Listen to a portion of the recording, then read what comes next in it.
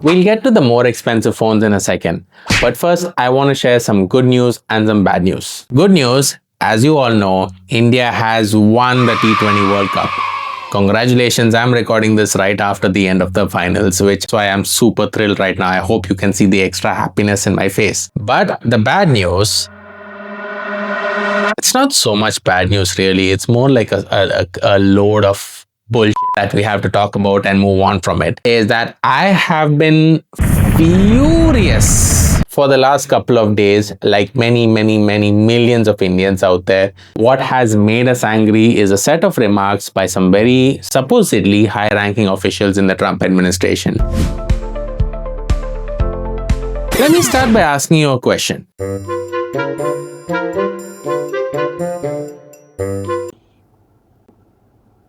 That's not even a trick question anymore. You know why I'm asking this question. It's obvious. It became obvious on February 28th. This old white man, the Israeli guy, is telling the old white American guy what to do. And the old white American guy gets bullied into doing it. He sends innocent people to die for Israel. He kills hundreds and more than 1,000 innocent people in Iran and in the Middle East, all in the name of security, because Iran was an immediate threat. Iran was an imminent threat for the last 47 years. It's bad enough that he's causing instability in the region and around the world, in Latin America and in parts of Asia also. What is worse is that his Treasury Secretary has announced that the United States, the Trump administration, is giving India a 30-day waiver to buy Russian oil. Waiver from what? In 2026, they made such a big deal about India buying Russian oil when Europe continued to buy energy from Russia and the Trump administration said nothing. There was a whole, oh my God, we work together, etc. Trump imposed 25% tariffs on India, which last week, to his own embarrassment, his own Supreme Court ruled as illegal. And now he is like, oh, we caused uncertainty in the global energy market. So you, for 30 days, temporarily, you can buy Russian oil, refine it, sell it all over the world. But then after that, buy American oil, okay? We've already stolen oil from Venezuela. We're trying to steal oil from Iran. You guys, India, buy from us at whatever price we dictate. How do they think that they can tell us what to do? And if that's not bad enough, another high-ranking US Trump administration official, Deputy Secretary of State, what's his name? Landau. His name is Landau.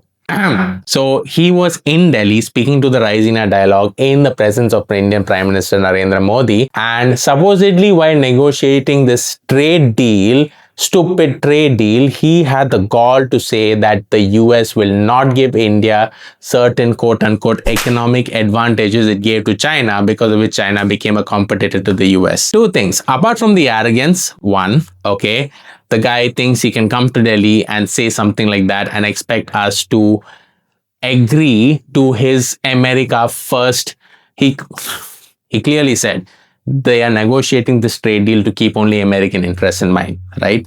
Okay, fine. You can't expect anything else. But what is the stupidest part of that announcement? What economic advantages is he talking about? There has not been any economic advantage the United States are given to China, let me tell you that. If he's talking about China manufacturing iPhones or Tesla cars or whatever it is, that was out of necessity. Steve Jobs and later Tim Cook himself said the reason Apple manufactures in China, not because of cheap labor, because of the level of skill, the concentration of skill available in one place is simply non-existent in the United States. I'll link to that video in this video description. Go check it out. He said it more than 10 years ago. It's true even today. You cannot have 100% made in United States iPhone that costs less than $5,000. Just go back and look up stories about this so-called Trump phone. In 2025, Trump's family launched something called a Trump phone T1, and they already accepted $100 pre-order charges, okay, which they haven't refunded yet. The release of the phone was delayed. When they launched it, they said it's a completely made in USA phone for less than $600. Later, they quietly removed the made in USA part.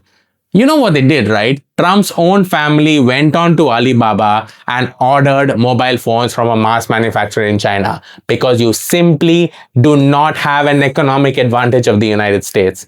So I wonder what this Lund guy, what are these economic advantages he's saying that the US won't give India? There are none. This is what happens, this is what happens when there are old white people in positions of power. Old narcissistic white people. And yes, I said white people. Before you call me racist, let me tell you something very clearly. It is not racism if it is against white people. Some of you might have something to say. Leave them in the comments. I'll respond to it. Don't worry. Anyway, there's a whole trade deal, apparently another stupid trade deal that the India and US are negotiating on. I hope India is adopting a position of patience because the US claims to be winning this whole war with Iran, but respected analysts are saying that Iran is in it for a long game, and in the long run, it's actually unlikely that the US will come out on top. Once the Trump administration is embarrassed, India has the advantage of advantages in this negotiation table. And I hope that happens because it's going to feel so good. In fact, to be honest, I wish right now the Indian government comes and responds to this bullying attempt more forcefully. It's a very muted response that came out of the External Affairs Minister, to be very honest. But what do I know about politics? I'm just a tech bro. I'm here to talk about tech. And let's talk about what happened this week in tech. Yeah. So for weeks now, I've been talking about the price rise that is coming, and not just me. Most leading publications have said that electronics are going to become more expensive because of the RAM shortage around the world. In case you missed it, OpenAI has booked 40% of the RAM of memory chip production over the next 5 years for their massive data centers in the United States. Because of that, there's obviously a shortage in the market, and because of that, the price of RAM is going to increase. Well, that is no longer speculation. It is here. This week, Samsung and Apple launched new phones. Samsung launched the S26 series. Apple launched the iPhone 17e. Apple also launched MacBooks. There's a MacBook Air, the MacBook Pro with M5 chips, and there's a pretty cute MacBook Neo. Apple also launched a new iPad. Now, one thing that's common is that I have compared the launch price of this year's versions versus last year's versions.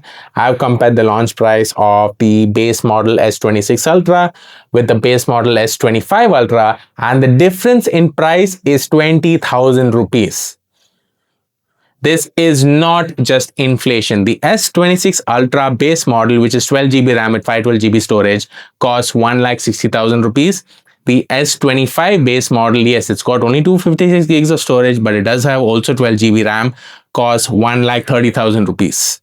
A difference of 20,000 rupees, which is a 17 or 18%, I guess. Yeah. Same thing, MacBook Air M5 is 20,000 rupees more than the MacBook Air M4 base models. Launch price. Things are getting more expensive. So if you are thinking of buying a new phone or a new laptop, if you can do that, buy one right away.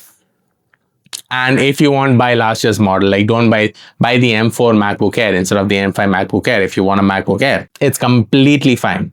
Or if you can hold on to your existing gadgets for another couple of years, which is how long I predict this whole RAM shortage will take to blow over, hold on to that. Good advice, no? See, if you subscribe to me, you'll get more good advice, more important advice, and you will stay informed about tech in India. So please hit that subscribe button.